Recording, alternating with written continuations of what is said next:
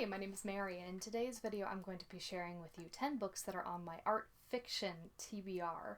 I have been reading a lot through my art history TBR. I'm about halfway through it now, which is a list of nonfiction books about art and history, and now I want to start getting to some art fiction. It's a shame that it's a genre that I don't know terribly much about, and so I've been looking and kind of gathering a TBR for myself, and I thought I would share that with you.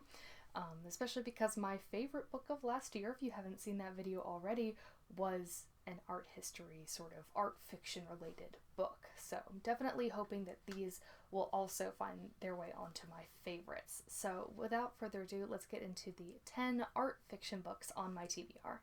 Number 1 is The Name of the Rose by Umberto Eco.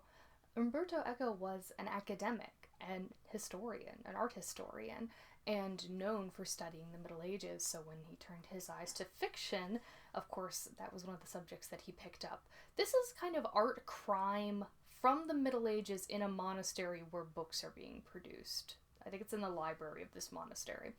So we're starting off definitely on the history end of the art fiction history genre, but I'm perfectly okay with that.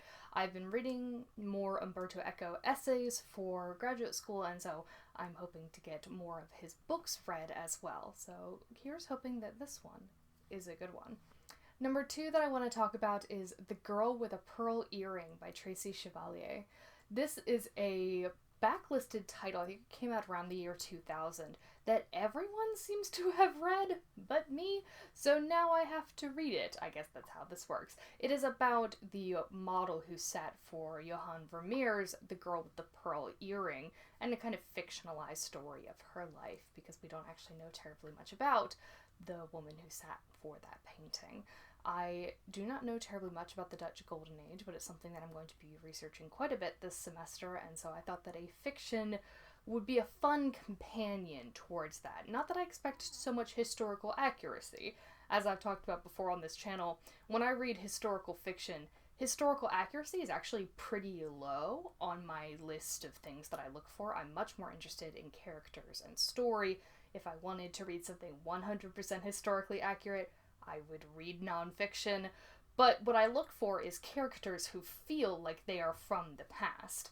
So if this book can do that, I'm sure it will be a worthwhile read.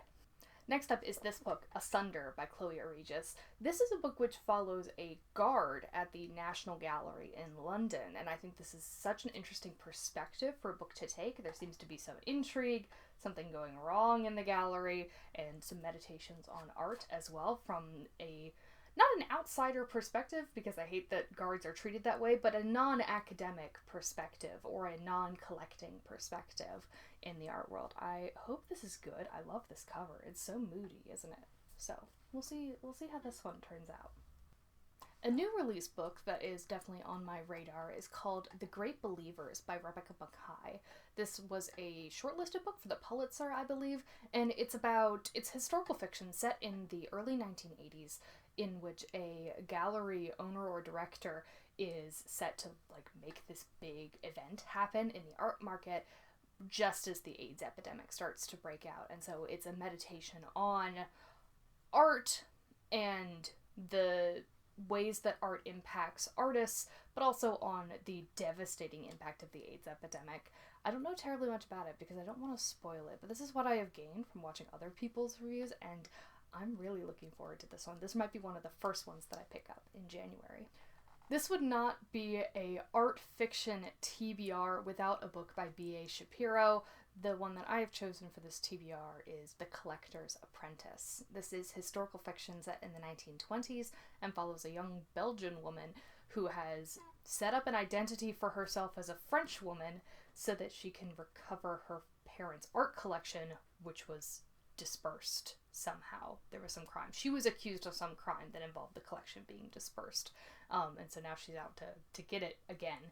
And I think that this setting has so much potential. It is so interesting. What a great era for art in Europe, and what a great, interesting kind of setup for a drama, a historical mystery thriller kind of drama. So hopefully this is a good one, and hopefully this will lead to more B.A. Shapiro being on my TBRs in the near future as well.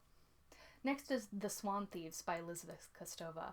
This book follows a psychiatrist who is also an amateur artist who gets assigned to the case of a criminally insane man who attacked a painting at a gallery or a museum. This is my understanding, and I think that that sounds terribly interesting as well. I'm interested to see what the motivations that this author ascribes to people who commit these kinds of vandalisms, because they're one of those things that when you've worked in a gallery or museum, you're constantly on edge about, and that leads to a kind of mystery in your head, like what drives people to commit these acts of vandalism, like sometimes extremely violent acts that seem to be quite meditated in advance. And so that seems like an interesting one to me. We'll see how it goes. This one I also don't know terribly much about, so crossed fingers. Next is In the Full Light of the Sun by Clare Clark. This is a book which actually has a theme that I know a little bit about from history. It's about the Wacker affair. So the Wacker affair involved a dealer, I think named Otto Wacker, who commissioned fake Van Goghs and tried to sell them off in the late 1920s and early 1930s in Germany. And so there was a huge, almost litigious debate about these Van Goghs. Were they real? Were they fake? And this just spiraled out of control. He lost his entire reputation over the scandal. And so this is a fictional account about people who were involved in this affair. And I hope that this is a good one because this story seems so interesting. I would love to read a better narrative nonfiction account of this, but if that is slow in coming, then perhaps this one will be like scratch that particular itch for me. So we'll see. Next is Tuesday Nights in 1980 by Molly Pretniss. This is a book which takes place in the 1980s in Soho, in this art scene. So we follow a dealer, an artist, and another character as they navigate the growing art scene in Soho at the time. It wasn't quite as gentrified as it is now, and it seems like a really good character drama that spans over the course of a year. I believe Olive at A Book Olive recommended this one, and it's been on my TBR for a little while now, so it's about time to get this one read. Another recommendation from Olive is this next one called The Strays by Emily Bitto. This is a book about a young woman, a girl who starts to stay with a friend and kind of falls in love with the friend's eccentric living arrangements because the friend's parents are independently wealthy artists, but they have turned their house into a kind of artist retreat and invited less well-off artists to come and stay with them so that that artist can focus just on their work. And so this follows this kind of arrangement of artists in this family dynamic, I believe over the course of a couple of years, and that sounds so interesting to me. I love artists as characters because there's so much potential for something so fun and interesting, but it's hard to get right. It's very easy to fall back on tropes, so I'm hoping that this one, because it has come so highly recommended, will do that for me. Number 10 on my list, my last of this video, is Stolen Beauty by Laurie, Lico, Albanese.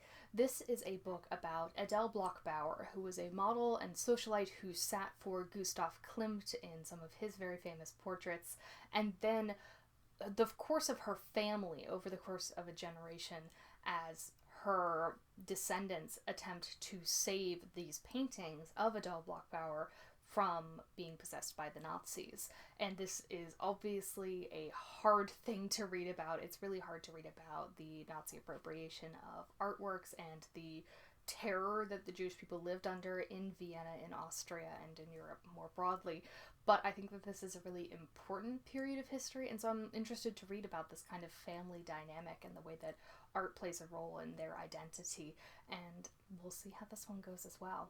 Alright, thank you very much for watching. If you have any recommendations for art-related fiction for me to read, or art, history, non-fiction, whatever you prefer, or if you want any recommendations, let's have a chat in the comments down below. Thank you very much for watching. Bye!